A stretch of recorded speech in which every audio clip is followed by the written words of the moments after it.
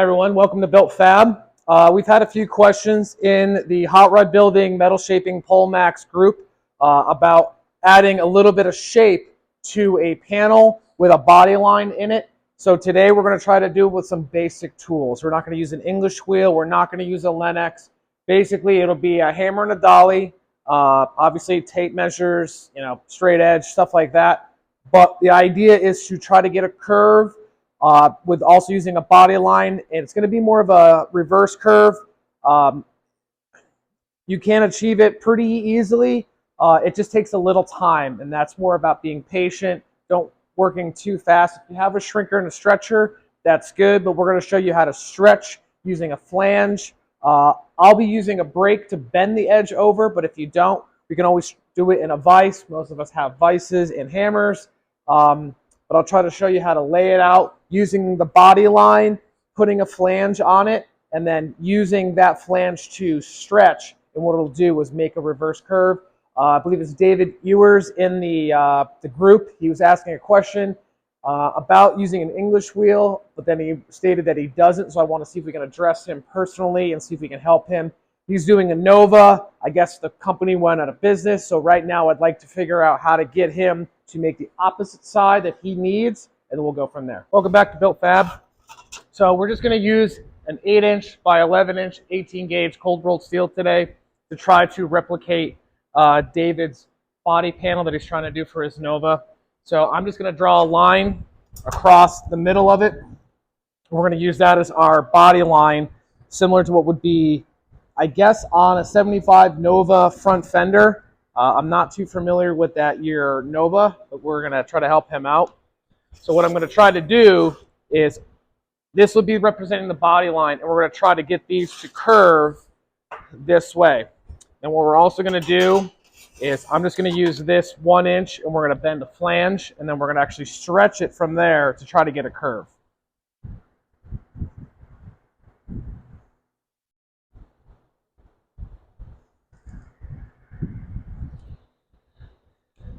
So now we're just going to make some noise.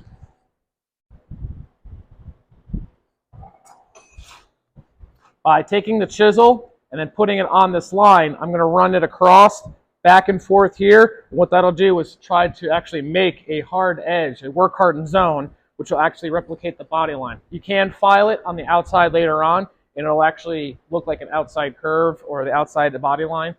Ends up working pretty good for a lot of projects where you can't use the bead roller.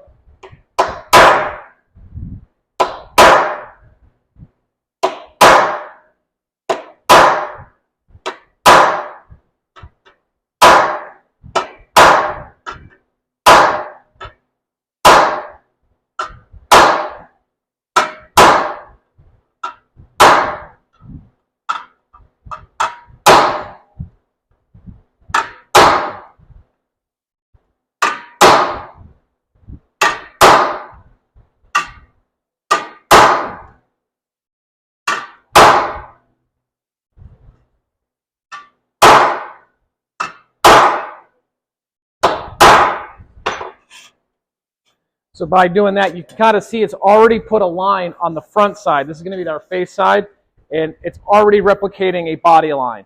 So we're going to go to the press brake, and we're going to take this and we're going to bend that. It will take a little bit of this already slight angle we put into it, but don't worry about it. I'm going to stretch this by just hammering and dollying continuously, nice and slow, and it's going to make a nice little curve. It's not going to be perfect, but again, hopefully we can get the metal as close as we can.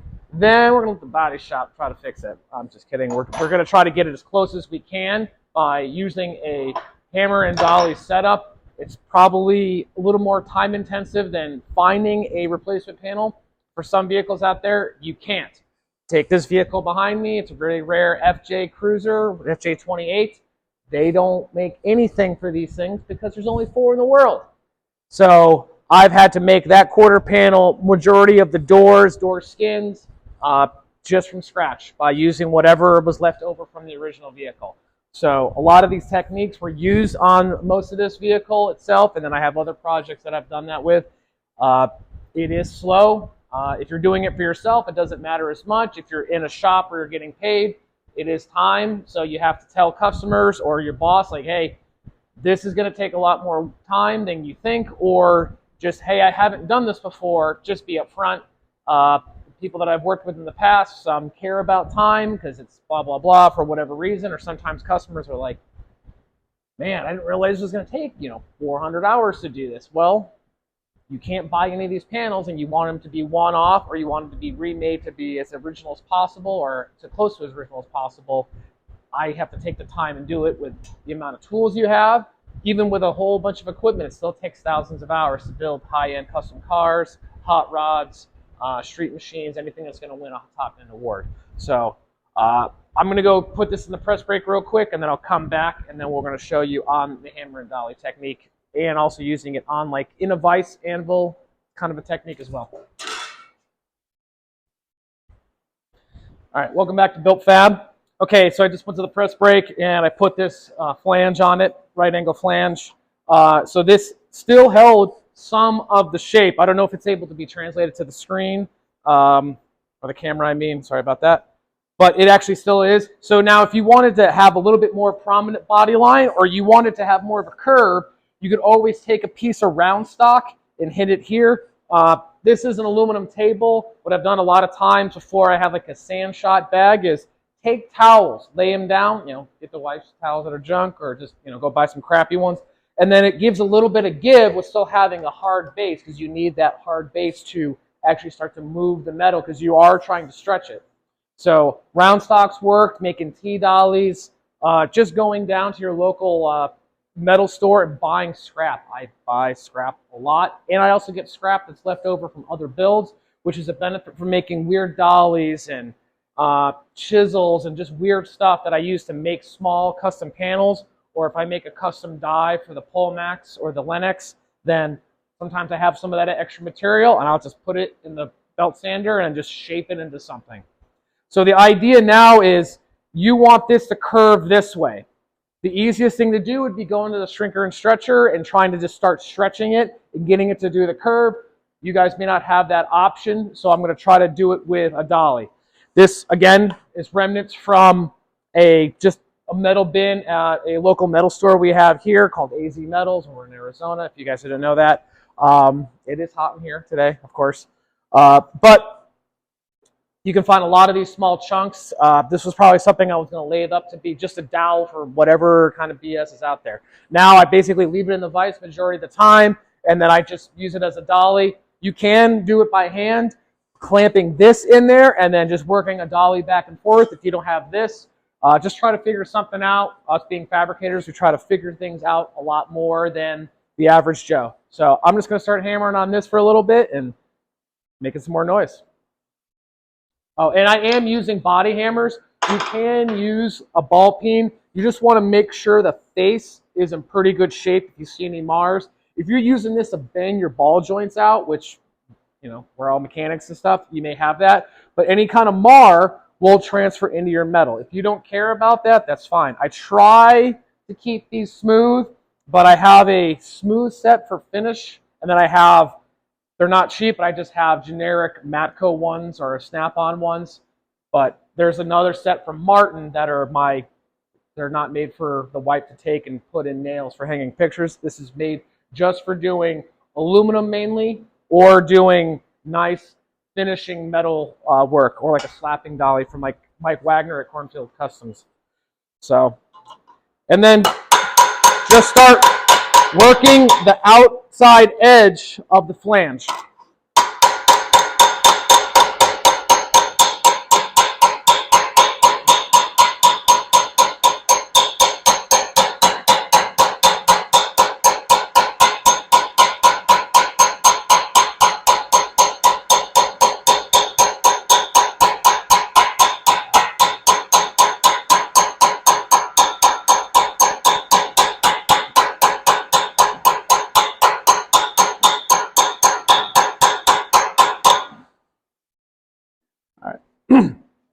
It's ever so gradual, but it is starting to put a curve on this.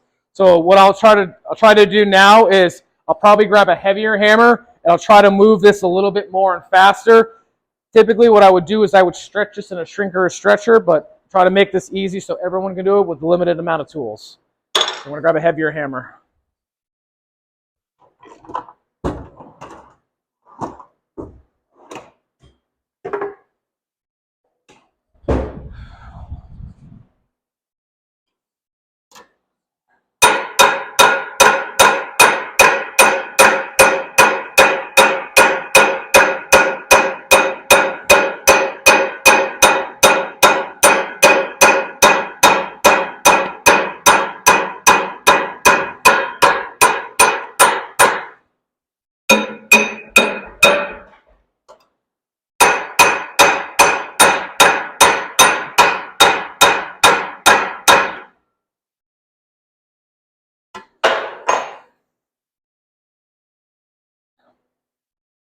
So you can kind of see it starting to make the curve exactly what we're trying to get at. I don't know the exact curve that David was trying to achieve with his Nova patch panel, I guess is what it is.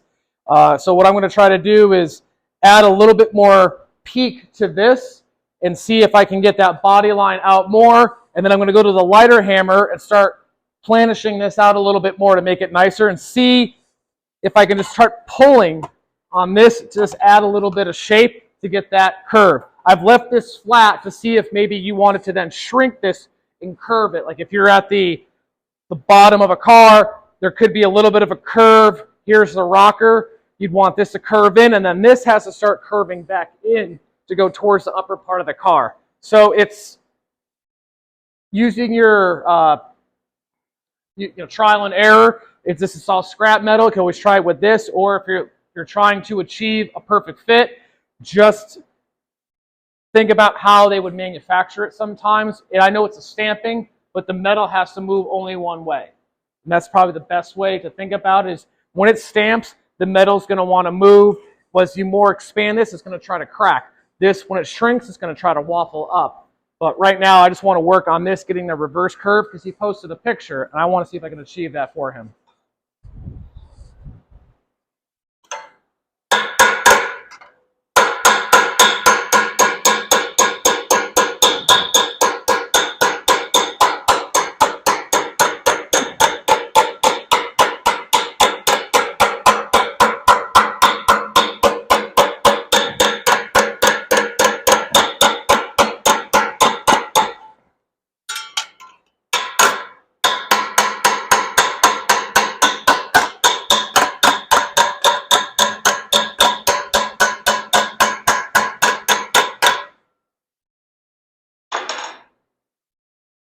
Okay, hopefully you can definitely see this curve by trying to stretch this, hammering and hammering and hammering and hammering.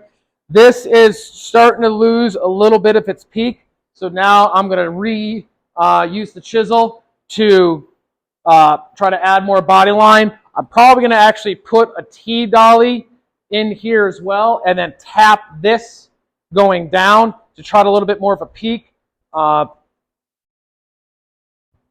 I don't know the exact edge that Dave in the chat's trying to do, but I want to see if this will achieve what he's looking to do.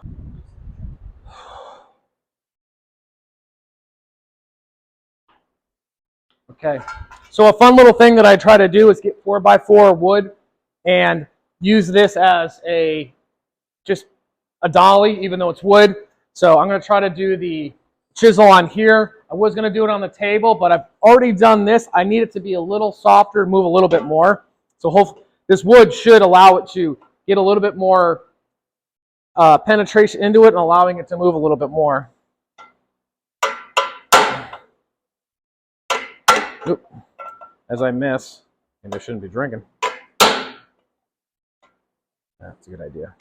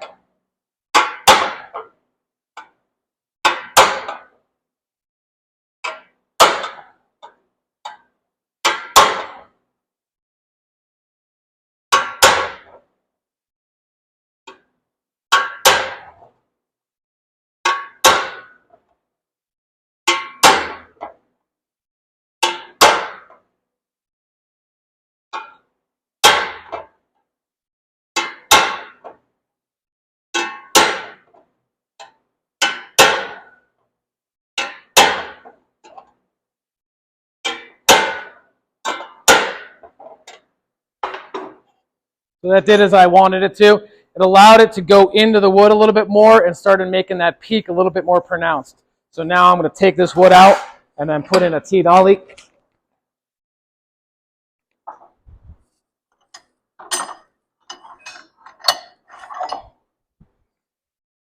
So this is just a piece of plasma cut, something. It's just a drop. I've welded the edges. I'm going to try to use this peak. I don't know how well that camera can pick all that up. I just want this rounded edge, and we're going to hammer a little bit down to try to smooth this out a little bit and just put a nice little like bull nose on it almost. I know a bull nose is for an edge, but let's just give it a try.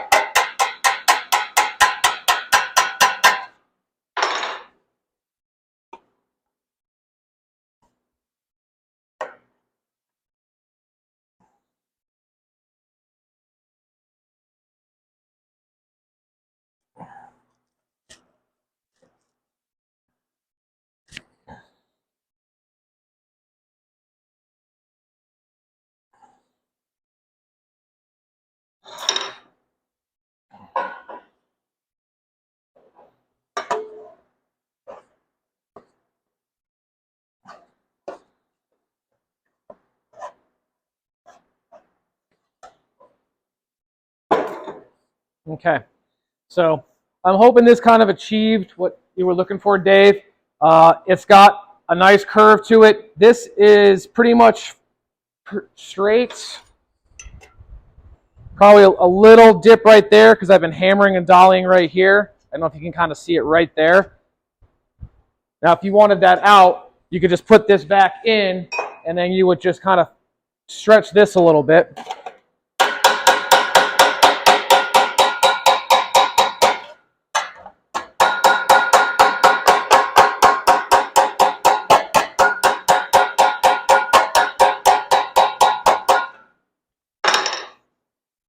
Oh, much better.